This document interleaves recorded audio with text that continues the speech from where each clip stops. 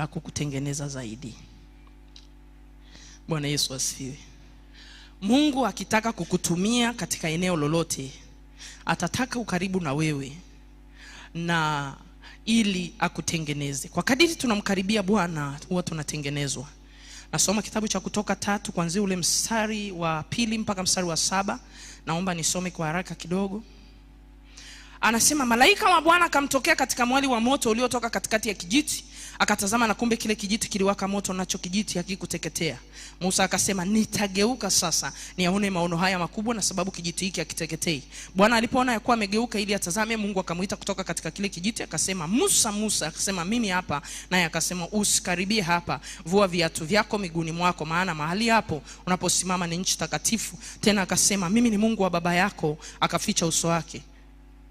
Mimi ni Mungu wa baba yako. Akaficha uso wake, kwa maana aliogopa kumwangalia Mungu. Bwana akasema, hakika nimeona mateso ya watu wangu walioko nchi ya Misri, nami nimekisikia kilio chao kwa sababu ya wasimamizi wao, maana nayajua maumivu yao. Bwana Yesu asifiwe.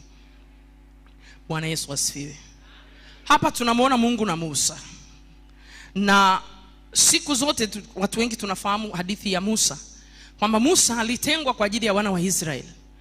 Na baada ya Mungu kumtenga Musa, kumzuia asiuawe, kumfanya aenda kulelewa katika nyumba ya Potifa, ya Farao, lakini ilikuwa ni kusudi la kumuandaa Musa kwa ajili ya ukombozi wa wana wa Israeli.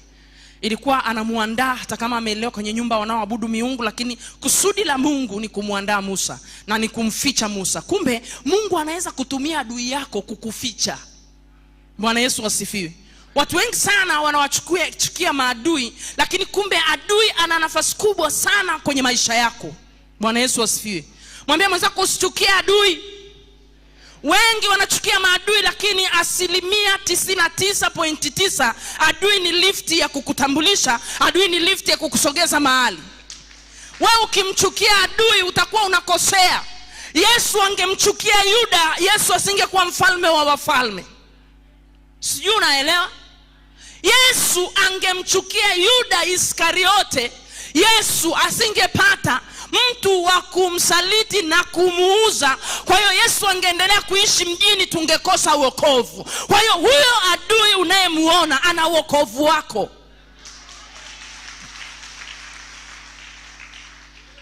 Jifunze kumwombea adui. Yesu angemchukia Yuda, Yesu asingetambulishwa. Aliyetambulisha na kuinua huduma ya Bwana wetu Yesu Kristo ni Yuda Iskariote. Kwa hiyo wewe mfanyabiashara, atakaye kuinua hapa mjini ni yule anayekutapeli, ni yule anayekurusha, ni yule aliyekuibia, ni yule mbea. Kuna watu hatuna uwezo kulipa vyombo vya habari. Wasipo kusengenya, hauna hela kulipa TBC, hauna hela kulipa ITV, hauna hela kwenda Channel 10. Kwa hiyo vile midomo inatu advertise. Mwambie mwenzako endelea kuni advertise. Usichoke. Mwambie nitengenezee CV mjini. Turudi kwa Musa. Bwana Yesu asifiwe. Mchungaji Joash, turudishe nyuma muda. Bwana Yesu asifiwe. Musa, Mungu akamtokea. Alipomtokea Musa, akamuonyesha yale maono. Baada ya kumuonyesha yale maono, Musa akageuka. Lakini baada ya Musa kugeuka, Mungu amwambia, ishi hapo. Vua viatu. Yeyote anayenikaribia, kuna vigezo na vitazama. Sasa Musa, nimekuandaa miaka yote, lakini kinachokuchelewesha na kinachochelewesha watu wangu ni viatu vyako. Sikiliza. Tunamkaribia Mungu atuondoe udhaifu, atuondoe unyonge. Musa hakuchelewesha muujiza wake tu, alichelewesha muujiza wa wana wa Israeli. Sijui unaelewa? Hakuchelewesha muujiza wake binafsi Mungu kumtumia, alichelewesha na muujiza wa wana wa Israeli kutoka Misri. Kwa lugha nyingine, alizidisha uchungu wa Waisraeli.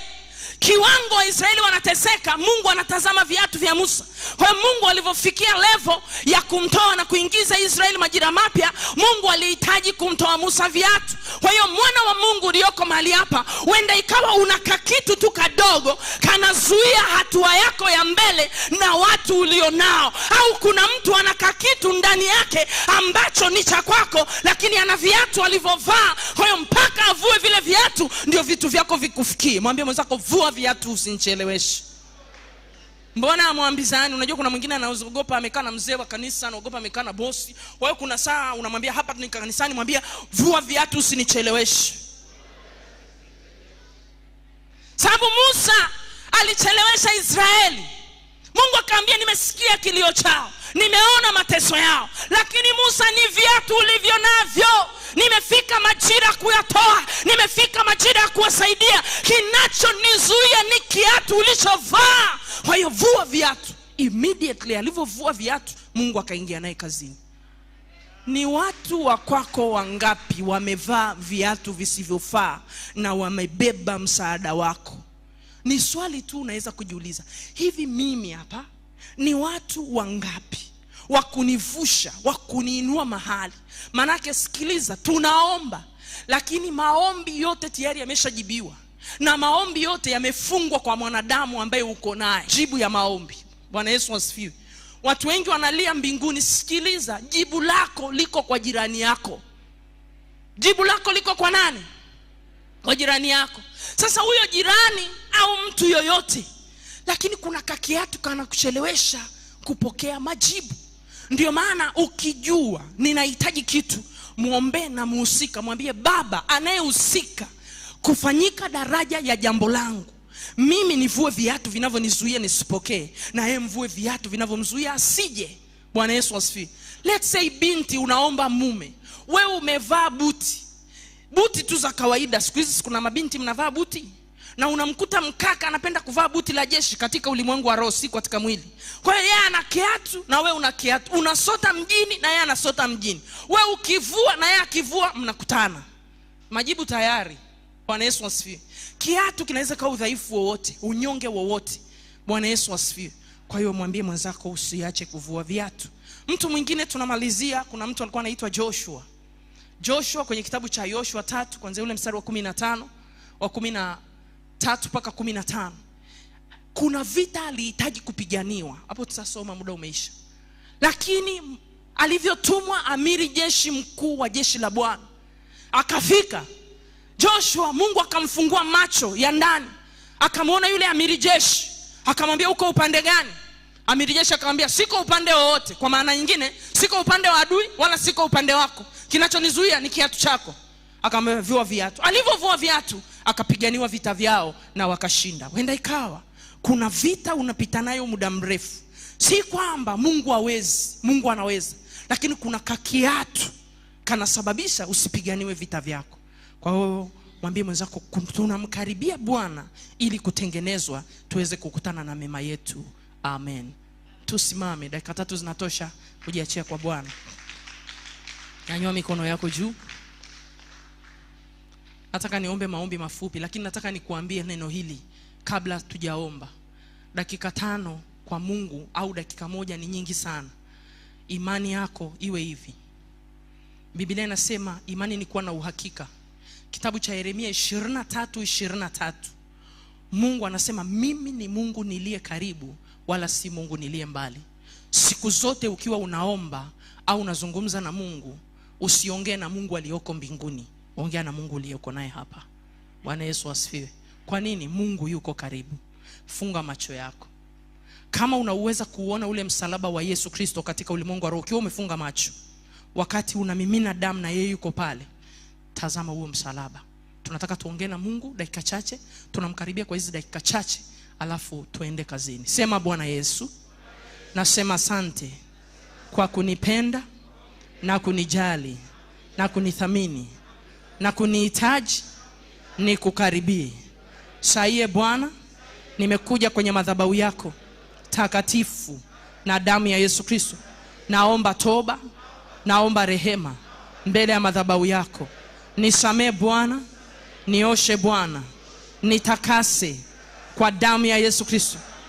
Niondolee kila uchafu kama viatu au jambo lolote linaloonekana ndani yangu linalonisababisha nisiweze kukukaribia na wewe usinikaribie.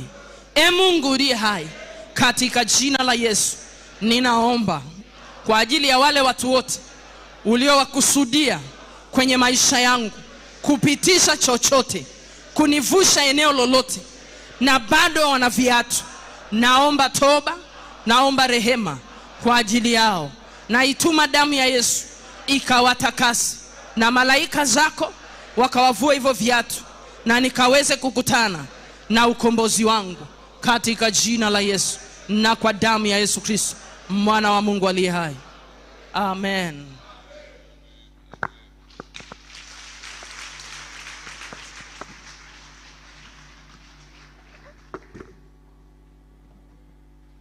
Amen. Shika sadaka yako asubuhi ya leo. Tumshukuru Mungu. Mkaribie Bwana kwa moyo wako, mkaribie Bwana kwa sadaka yako, mkaribie Bwana katika hali zote. Umepewa mwaliko leo, mwaliko wa kumkaribia Bwana, na usiuache mwaliko huo. Mkaribie Bwana wakati wowote, mahala popote, kazini, safarini, mkaribie Bwana. Muite maadamu anapatikana, yu karibu. Mungu yu karibu. Shika sadaka yako, tumuombe Mungu. Mungu wetu na Baba yetu, tunakushukuru kwa ajili ya asubuhi ya leo. Imekuwa asubuhi njema na ya baraka. Asante kwa mwaliko huu wa kukukaribia wewe. Ni wewe uliyesema, njooni kwangu ninyi nyote msumbukao na wenye kulemewa na mizigo, nami nitawapumzisha. Kila wakati Mungu umetuita, kila wakati umetutafuta. Ndivyo ulivyofanya hata katika uumbaji. Ulipomwendea Adamu ukasema, Adamu uko wapi? Mungu kila wakati unatuita, tena kwa majina yetu. Na Yesu ulipofufuka ulimwambia Mariamu, na Mariamu alipogeuka akapata furaha iliyozidi kiwango, akitamka, hakika nimemuona Bwana yu hai hata milele. Asante Bwana kwa ajili ya kutuita, kwa ajili ya kutuona, kwa ajili ya kututunza, kwa ajili ya kutulinda. Asante Bwana kwa ajili ya kutukaribisha wewe, Mungu mwenye uweza na mamlaka. Asante kwa ajili ya utakaso. Pokea sadaka zetu asubuhi ya leo, miili na roho zetu, dhabihu iliyo hai inayokupendeza Mungu wetu. Na ukatubariki katika siku hii, siku ya kwanza katika juma hili.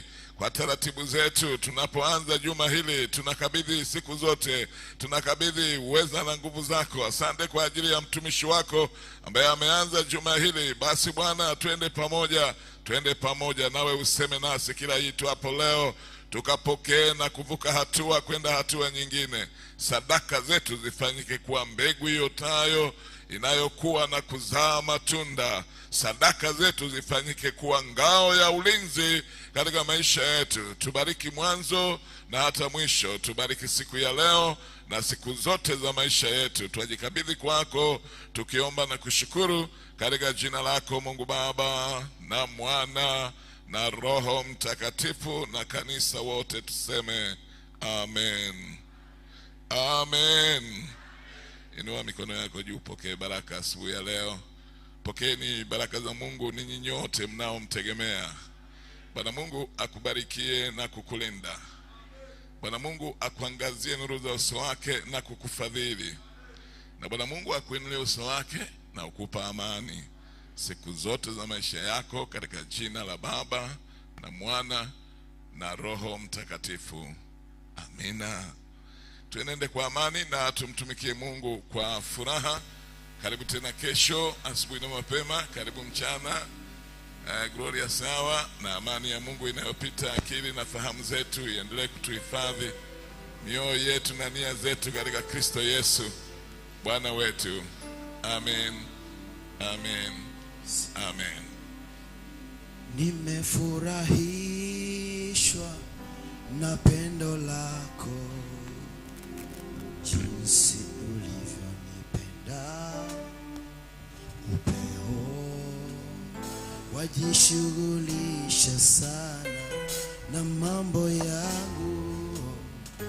Kwa kweli wewe Bwana ni wa ajabu.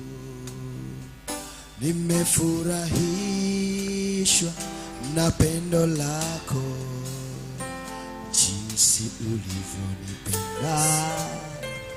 Upeo wajishughulisha sana na mambo yangu. Kwa kweli wewe Bwana ni wa ajabu.